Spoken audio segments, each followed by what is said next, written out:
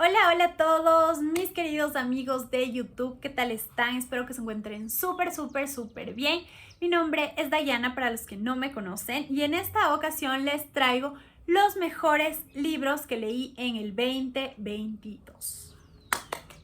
Vamos a hacer un ranking para ver fueron el top 10 de mejores libros del 2022, desde el que menos me gustó, pero lo amé obviamente, hasta el que más me gustó y cuál fue mi libro favorito del 2022. Y vamos a empezar y en el puesto número 10 he puesto a... No lo encuentro. ¿Dónde estás? Oh, ya lo vi. Daisy Jones and the Six de Taylor Jenkins Reid. Este libro me gustó bastante, nos habla mucho de música y eso es algo que yo compagino con los libros. O sea, la música y los libros para mí son la mejor creación que pudo haber hecho el ser humano. Y acá nos habla de una banda de música, un grupo de música que se llamaba The Six. Y por otro lado estaba Daisy, que era una chica que soñaba con cantar, que le gustaba muchísimo cantar, y se conocen y forman Daisy Jones and the Six.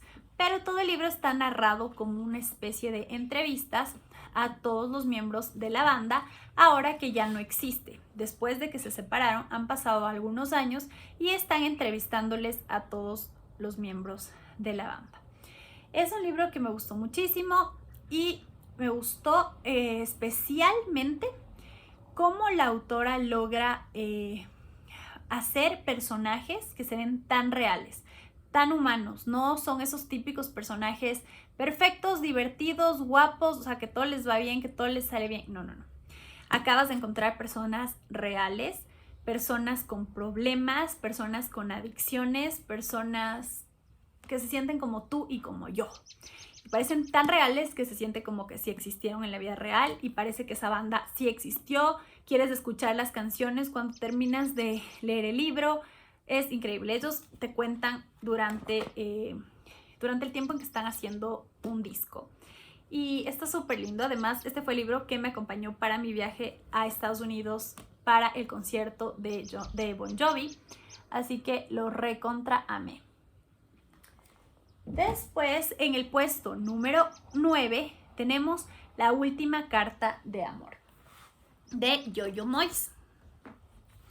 Acá está, La última carta de amor de Yo-Yo Moyes.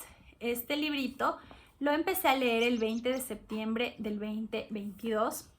Y más que todo está acá en la lista, no tanto por la historia en sí, porque no es que me fascinó la historia. De hecho, el tema que tratan es un tema que evito en los libros, que a mí no me gusta realmente, pero este libro me acompañó por mucho tiempo. Me demoré bastante en leerlo y me acompañó por mucho tiempo. Lo leía en el carro, mientras tenía mis breaks del trabajo, mientras esperaba a mis hijos en la salida de los colegios. Entonces le tengo mucho cariño por eso. Pero también tiene una adaptación cinematográfica. Y la película sí que la amé. O sea, les súper recomiendo que vean la película. La película es mejor que el libro, totalmente mejor. Pero el libro le tengo mucho cariño. Así que por eso está en este ranking en el puesto número 9. Después en el puesto número 8 tenemos La Biblioteca de las Nuevas Oportunidades. Como pueden ver, están millón libros aquí porque estoy grabando varios videos hoy. Acá está La Biblioteca de las Nuevas Oportunidades y este libro me gustó muchísimo, por eso está acá en el puesto número 8, ya que nos habla de ese amor a los libros y de cómo los libros pueden transformar nuestra vida, darnos una nueva oportunidad, cómo los personajes nos dan vida. Yo creo que es un libro para lectores. Si tú eres lector, si te encanta leer las historias, los personajes, este libro lo vas a amar. Porque generalmente, ¿qué es lo que hacen las historias? ¿Qué es lo que hacen los libros? Los libros, cuando nos sentimos tristes, cuando queremos sacarnos de la cabeza un problema, acudimos a los libros. Y estas historias se transforman, es como que tuvieran vida propia y te hacen sentir bien, sientes que tú estás viviendo otra cosa, los personajes los amas, sientes que son tu familia, sientes que están contigo, que son tus amigos. Entonces, esto es de lo que va este libro. Es una mujer que está pasando por un divorcio muy, muy complicado y ellos son descendientes de la India y ella va a la librería de la tía porque la tía tenía que irse a la India a arreglar su corazón. Entonces ella se queda a cargo de esta biblioteca. Pero esta biblioteca no es lo que parece, no es cualquier biblioteca, es una biblioteca muy antigua que tiene en su mayoría solo clásicos y es mágica. Eso es todo lo que les voy a decir porque tienen que leer la historia y no perdérsela. Después tenemos en el puesto número 7 Las hijas de la Villa de las Telas, que es la segunda parte de la saga La Villa de las Telas y me gusta muchísimo. Estos libros son como de época, pero es muy diferente leer un libro de época donde la autora vivió en esa época. Por ejemplo, yo he vivido la pandemia. Entonces, si yo escribo un libro sobre la pandemia, estoy hablando de algo que yo he vivido. Pero en este caso, la autora no vivió en la época en la que habla, sino ella habla de esa época, pero basándose, me imagino, en investigaciones, en cómo era esa época. Si alguien después de 100 años hace un libro sobre la pandemia del 2020, creo que no va a ser igual que hiciera una persona que sí vivió esto. Entonces, a eso me pasa en estos libros. Sí me gustan, pero no me encantan porque no se comparan ni con Jane Austen, ni con las hermanas Bronte, ni con nadie que sí vivió ese tipo de épocas. Acá nos habla de la Primera Guerra Mundial, de la época de la Primera Guerra Mundial y cómo se vivió en la Villa de las Telas. Es la segunda parte, entonces no les quiero contar mucho porque no les quiero spoilear nada, pero nos habla de cuando los hombres tenían que ir a la guerra y morir algunos ahí, y las mujeres se quedaban en la casa a cargo del hogar y de escasez porque no había comida, era difícil muchas cosas. Entonces vamos viendo cómo funcionaba en esa época la guerra, cómo fue lo difícil que le tuvieron que pasar. Es muy bueno, a mí me gustó muchísimo. Después, en el puesto número 6, he puesto a Paula de Isabel Allende. No está en el número 1, solamente porque es una relectura. Ya sabía toda la historia, pero si no hubiera sido relectura, posiblemente estuviera en el puesto número 1 porque es una joya. Este libro me hizo llorar, me desgarró el alma. Cuando yo lo leí la primera vez estaba como en el colegio y lo veía desde el punto de vista de hija. Pero cuando lo volví a leer empecé a percibirlo mucho más desde el punto de vista de madre y se me partió el corazón. Esta es una historia real de Isabel Allende, de la misma autora, cuando su hija cayó enferma con porfiria, que se llama la enfermedad, y todo lo que ella tuvo que pasar en el hospital mientras su hija estaba en UCI prácticamente con porfiria. Esa esperanza, esa angustia de no saber si se va a recuperar o no. Y ella todo fue escribiendo como cartas para que cuando su hija se despierte, ella no se sienta tan perdida y no se olvide de su historia familiar. Entonces nos cuenta en dos tiempos. En el pasado, con la historia familiar de la propia Isabel Allende, desde sus abuelos, desde cómo fue criada, desde por qué vivió en un lugar, por qué en otro, su matrimonio, todo. Y la actualidad, que es cuando Paula está en el hospital. Es excelente libro. Después, en el puesto número 5, tenemos Un cuento perfecto, que es mi lectura actual. O sea, todavía no termino este libro. De hecho, lo estoy devorando. Es de esos libros que lo empiezas a leer y te lo acabas así, porque lo estoy devorando. Llevo 3 días leyéndolo y estoy ya por la página 296 y no quiero soltarlo. Quiero seguir leyéndolo. Todo el tiempo pienso en los personajes, en la historia, en qué más va a pasar, en qué quiero leer. Este libro me está acompañando ahora en el carro mientras espero a mis hijos y en mis breaks del colegio, así que estoy fascinada. Lo acabé después de la última carta de amor. lo estoy leyendo después de ese libro, pero este sí que me lo estoy devorando porque el otro iba cociéndose suave. Este estoy así, con la llama completamente alta y me está encantando. Y este libro no es como wow, o sea, el clásico de la literatura universal, no. Este es un libro puro y duro de entretenimiento y más que todo chick lit. Sí lo puede leer también un hombre, obviamente, pero creo que una mujer lo va a disfrutar más. Especialmente lo que más amo de Elizabeth Benavent es que sus personajes son de 30 para arriba o como 27 para arriba, y me siento mucho más identificada porque acá la protagonista tiene 32 años y yo tengo 31, entonces no es lo mismo. Siempre me ha gustado leer algo que me haga sentir identificada con mi edad. Cuando era adolescente me encantaba leer de chicas que iban al colegio. Después, cuando estaba en la universidad, me gustaba leer sobre personas universitarias, como en sus 20 más o menos. Entonces ahora busco algo diferente y esto me da Elizabeth Benavent. Además que es una historia romántica, siempre ella le pone amor, romance, y eso es algo que a mí me encanta y que le gusta mucho a las mujeres en general. Y también me saca tantas carcajadas. O sea, me he reído tanto con este libro como creo que hace mucho tiempo no me he leído con un libro. Y les cuento que sus personajes son maravillosos, cada uno tiene su personalidad, su forma de ser, tienen unos dichos, salen con locuras, así, salen con unas cosas que te matan de la risa. Es tal cual como ver una serie en Netflix española de mujeres, o tipo, si te gustó la serie, que también es de los mismos libros de Elizabeth Benavent, Valeria, ya, es en ese estilo y es increíble. O sea, me está encantando. Además tengo la edición española y eso lo hace más especial porque se siente como que los personajes sí son de allá, o sea, usan términos, dichos, cosas de España.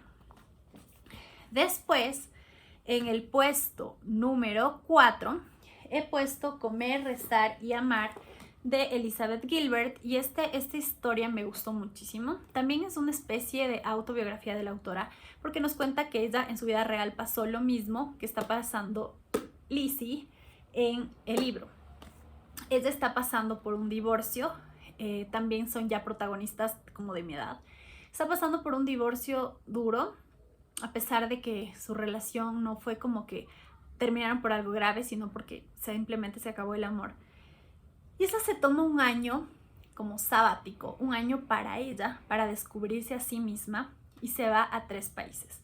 Se va a Indonesia, a Bali, se va a la India y se va a Italia.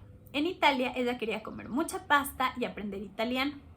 Y tú te sientes turista, o sea, sientes que estás en Italia, saboreas los platillos por medio del libro, conoces, turisteas, o sea, es súper chévere como eso. Siento que conocí Italia gracias a este libro.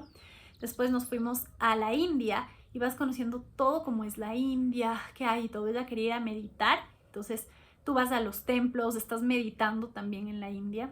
Después se fue a Bali y también tú te sientes como en esta isla increíble de Bali, conoce a estos curanderos, bueno.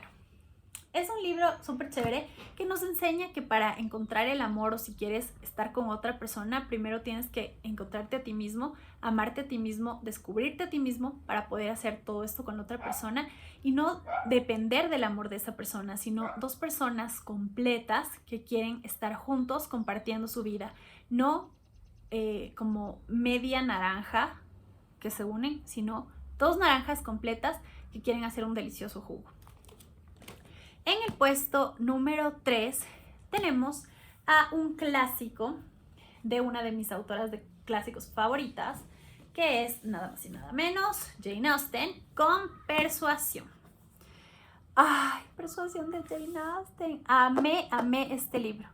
O sea, ya no sé si Emma o Persuasión es mi libro favorito de la autora, porque adoré, especialmente porque este libro nos habla de esos amores que se dan una segunda oportunidad, y es una especie de cliché que de pronto empezó con este libro porque es de hace tanto tiempo, que a mí me gusta mucho. Yo disfruto un montón ese cliché. Acá nos habla de una mujer que no tiene madre, tiene a su padre y a sus 2 hermanas, pero ella es la hermana intermedia que se siente como que nadie le importa.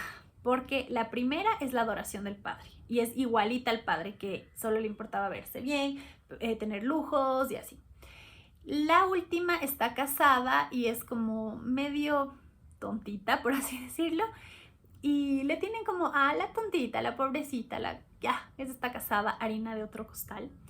Y en cambio ella es como más inteligente, ella quiere otras cosas en su vida, pero tiene la asesoría, digamos, de una de las mejores amigas de su madre, porque cuando su madre murió, ella le encargó a su mejor amiga que siempre esté pendiente de sus hijas, que les aconseje y todo. Entonces esta mujer le aconseja, pero ella se enamora de un chico, pero él no tenía los recursos suficientes como para que ella tenga una mejor vida, por así decirlo.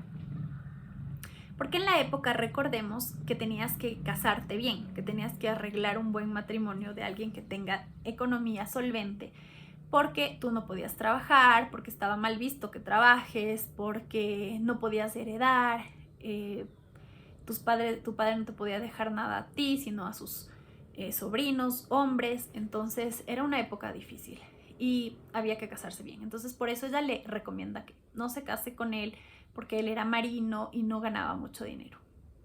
Ella lo hace, pero con el corazón roto, porque ella sigue enamorada de él. Ella está verdaderamente enamorada de él. Pasa el tiempo y por cosas de la vida, él regresa a este lugar y se vuelven a ver. Entonces ahí se desarrolla todo. Es hermosa y también tiene una excelente adaptación cinematográfica que está en Netflix, así que vayan a verla. Es con Dakota Johnson. En el puesto número 2 tenemos Memorias de una geisha de Arthur Golden. Amé esta novela porque, primero que nada, nos sitúa en Japón y nos empieza a contar cómo es la cultura japonesa en esa época, porque esto no es en la actualidad, sino en una época ya de varios años, muchos años atrás. Entonces nos contaba cómo era en esa época, cómo era el ser una geisha, qué significaba ser una geisha, porque muchas veces tenemos la idea cambiada de lo que en realidad es una geisha.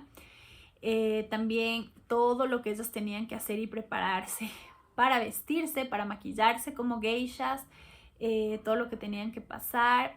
Y bueno, es un libro que a mí me gustó muchísimo, especialmente por conocer la cultura, por saber más sobre ellas. Me dio muchísima curiosidad. Y también está en Netflix una adaptación 10 de 10, que vayan y véanla.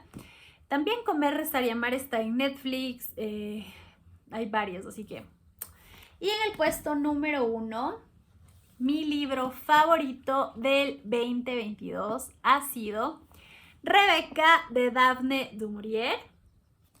Este libro lo recontra amé, siento que tiene todo, siento que tiene suspenso, siento que tiene amor, siento que tiene intriga, es una joya y tiene una adaptación, tiene una adaptación también en Netflix excelente, pero tiene una ambientación magnífica, tipo Carlos Ruiz Zafón, algo así, o sea, con esa bruma, con ese misterio del lugar, esas casas embrujadas, por así decirlo, casas misteriosas, antiguas, gigantes, palacetes preciosos frente al mar, pero que son sombríos, que no es que son preciosos en sí como, wow, es enorme, está frente al mar todo, no, todo es sombrío, todo es lúgubre, miedoso, wow, o sea, qué librazo.